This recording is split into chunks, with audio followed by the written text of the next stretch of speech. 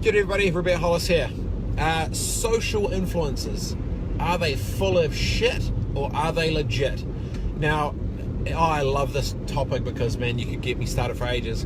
But what I will say is this: there's been a lot of talk in the agency landscape about social influencers and this and that, and going micro down to the local things. Like some of it, yes, the New Zealand celebrity.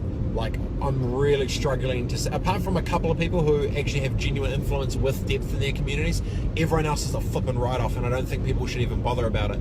I think, to be perfectly honest, I think the social worker in South Auckland who knows every high schooler's name would be more influential to sell flipping, to help move some type of product into that demographic than someone off Shorten Street, or someone that's some 2-bit nobody celebrity that thinks they're awesome because they've got 5,000 followers on the gram, right? So I've talked about it before, but basically, like, in the States, you are nobody unless you have over 1 million to start with. So let's just knock that out of the park right there. But what I will say is this: if you go to my Instagram, I have 2 posts on Instagram, and I think I have like 15,000 followers, but the one of them was actually one of them was when I bought 10,000 followers, because I'll tell you the story and then you guys can figure it out. We're at this sort of fancy shindig, hoo-ha, wop, and there was the cool chicks that were in the corner of the celeb. Oh, they're not flipping celebrities, this is New Zealand, but anyway, these are the cool kids were hanging at this sort of table, right? The celebrity chip wannabe bullshit things, whatever. And then we're on the chop, and I said to them, I was like, man, how many Instagram followers do you think? No, but I said it totally taking the piss because I was half cut, and I'm like, oh man, how many followers do you think I need to have before I'm invited to the table? And then someone was like, oh shit, like joking, but seriously, probably 5,000. I was like, stuff it. I went online, went to Google, I bought 5,000 followers or 10,000 followers for like $60-70 or some shit, and I just did the biggest piss take post on Instagram, basically saying hashtag where's my free shit, hashtag am I cool enough now, yada yada yada. But what was interesting was I went through, I was like, you know what? If I could just buy 10,000 followers for $70 and 5 minutes, I wonder what other celebrities or businesses or brands or these social influence kooks in New Zealand has done the same. And so literally, me and my buddies, because I'm an idiot with this shit, we went through New Zealand's top celebrities, and we went through and looked at their followers, and then we looked at who the followers were following. And because basically, if you go to my Instagram account, when I took the piss and bought 10,000 followers, if I have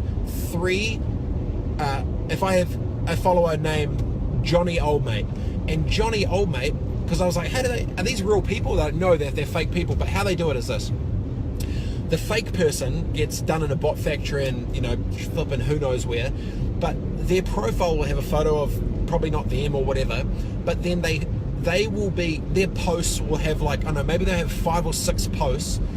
They will have about 3 or 4 followers, but they will be following about 1,000 people. So look at the ratios of how many they've posted, how many are following them, and how many they follow, and basically the spike up. Like, I mean, look, if someone has posted 3 photos and has 5 followers but is following 800 people, that's a fake human, right? That's a fake, not real person of existence. So that shit just needs to die. So then I was like, holy shit, now I can figure out. And then I was like, let me guess this. And I went to Kim Kardashian's one, and I looked at her followers, and I found someone. I was like, dude, this is the same guy that follows me. Like, one of Kim Kardashian's followers follows me. So this is the person I bought for. So I was like, okay, look, she's bought some of her followers, fine.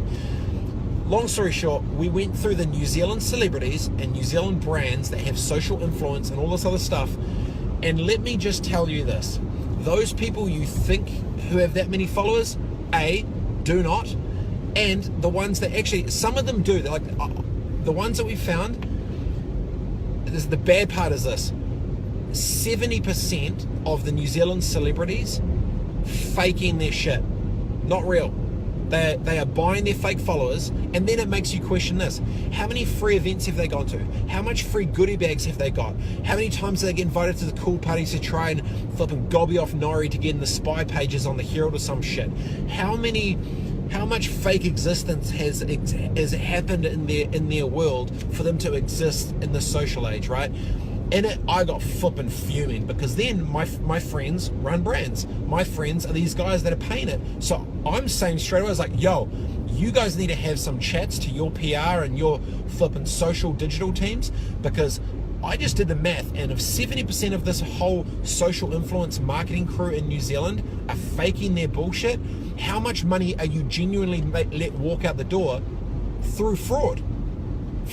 Through fraud. Like, they are buying fake people to get real stuff. That is fraud. So my call out is this: to every single celebrity who you think's a flipping celebrity in New Zealand, go to their Instagram accounts, look at their followers, and look at the ratio between their posts, who's following them, and how many they follow. And if there's a shit ton, they are not real. And if they're not real, your celebrity isn't a celebrity. They're a piece of shit, milking social leech who is just trying to take free shit with adding no value, and they should get gassed. Good vent, Robett. Give you an 8 out of 10.